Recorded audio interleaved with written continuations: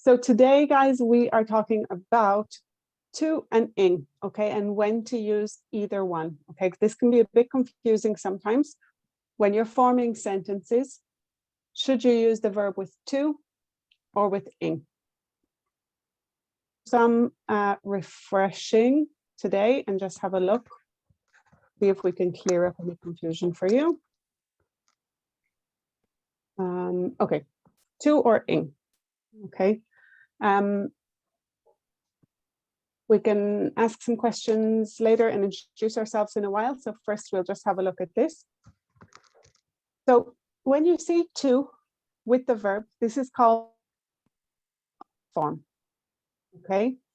So if you're in classes, or whatever, learning which one to use, it's referred to as the infinitive form, okay? Not a gerund, okay? The gerund is the ing, okay?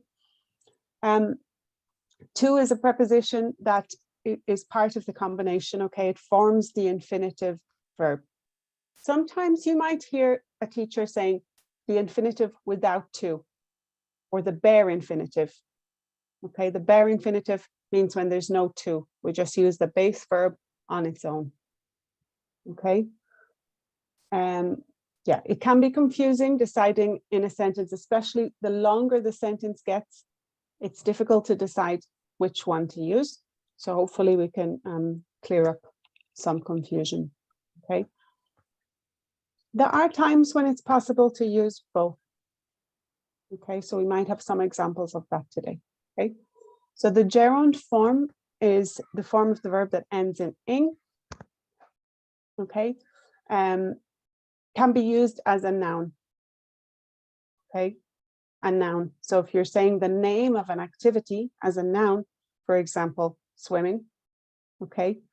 It can be an action, the verb, I am swimming, or it can be a noun, I'm going swimming, as an activity, okay? It acts as a noun. Let's look at the examples, okay? I am looking forward to swimming tomorrow, okay? So in this sentence, this is not acting as a verb because we're not using to and ing at the same time when it's a verb, okay? When we're using a verb, we use to or ing or a different form, okay? But we don't use to and ing together.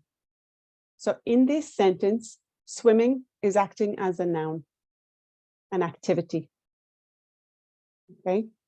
The thing I'm doing is swimming. So I'm looking forward to it. I'm looking forward to swimming tomorrow, okay? My mother, sister, and I are cooking. Ignore this misprint. Cooking with one ing, not two. Cooking together this afternoon. In this sentence, it's acting as a verb, okay? The activity we're doing is cooking, okay? Cooking can be a noun too. In this sentence, it's a verb. Why? Because we have the verb to be here, okay? We are cooking. Let's look at the last example. Is it a noun or a verb? Before my exam, I have loads of reading to do.